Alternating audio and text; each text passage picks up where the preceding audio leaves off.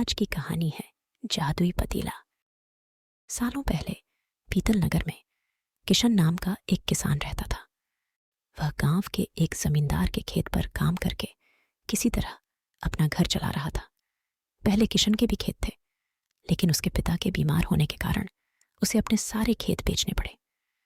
मजदूरी में मिलने वाले पैसों से पिता का इलाज कराना और घर का खर्च चलाना मुश्किल हो रहा था। वो हर दिन सोचता कि कैसे घर की स्थिति को बेहतर किया जाए। आज भी इसी सोच के साथ किशन सुबह सुबह जमींदार के खेत पर काम करने के लिए निकला। खुदाई करते समय उसकी कुदाल किसी धातु से टकराई और तेज आवाज हुई। किशन के मन में हुआ कि आखिर ऐसा क्या है यहाँ। उसने तुरंत उस हिस्से को खोदा तो वहां से एक बड़ा सा पतीला निकला। पतीला देखकर किशन दुखी हो गया। किशन के मन में हुआ कि ये जेवरात होते तो मेरे घर की हालत थोड़ी सुधर जाती। फिर किशन ने सोचा कि चलो अब खाना ही खा लेता हूं। किशन ने खाना खाने के लिए अपने हाथ की कुदाल उस पतीले में फेंक दी और हाथ मुंह धोकर खाना खाने लगा। खाना खत्म करने के बाद किशन अपनी कुदाल उठाने के लिए उस पतीले के पास पहुंचा। वहां पहुंचते ही किशन हैरान हो गया। उस पतीले के अंदर एक नहीं बल्कि बहुत सारे कुदाल थे। उसे कुछ समझ नहीं आया। तभी उसने अपने पास रखी एक टोकरी को भी उस पतीले में फेंक दिया। वो एक टोकरी भी पतीले के अंदर जाते ही बहुत सारी हो गई। ये सब देखकर किशन खुश हो गया और उस जादुई पतीले को अपने साथ घर लेकर चला आया।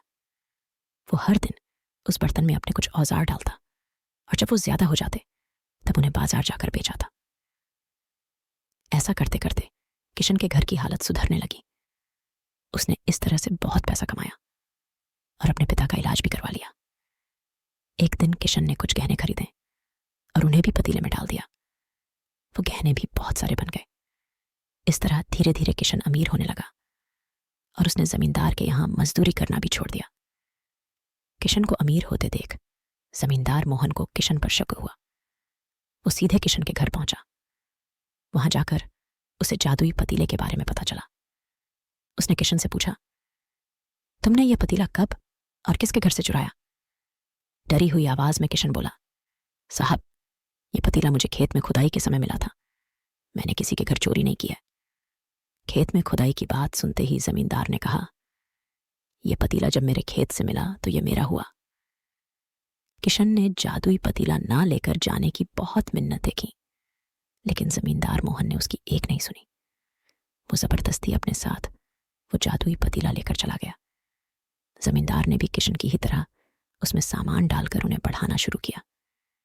एक दिन जमींदार ने अपने घर में मौजूद सारे गहने एक एक करके उस पतीले में डाल दिए और रातों रात बहुत अमीर हो गया। एकदम से जमींदार के अमीर होने की खबर पीतल नगर के राजा तक पहुंच गई।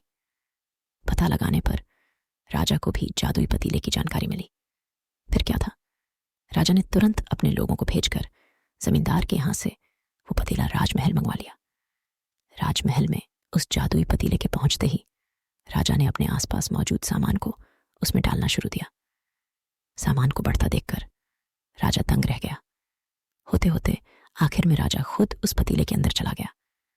देखते ही देखते उस पतीले से बहुत सारे राजा निकल आए।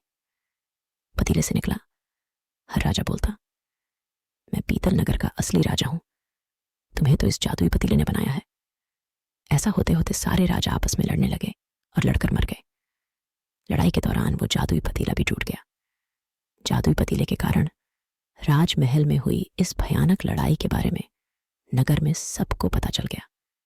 इस बात की जानकारी मिलते ही मजदूर किशन और जमींदार मोहन ने सोचा, अच्छा हुआ कि हमने उस जादुई पतीले का इस्तेमाल सही से किया। उस राजा ने अपनी मूर्खता के कारण अपनी जान ही खो दी। कहानी से सीख, जादुई पतीले की कहानी से दो सीख मिलती है। पहली कि मूर्खता का अंत बुरा ही होता है। दूसरी यह कि हर सामान का इस्तेमाल संभल कर करना चाहिए, अति हानिकारक हो सकती है।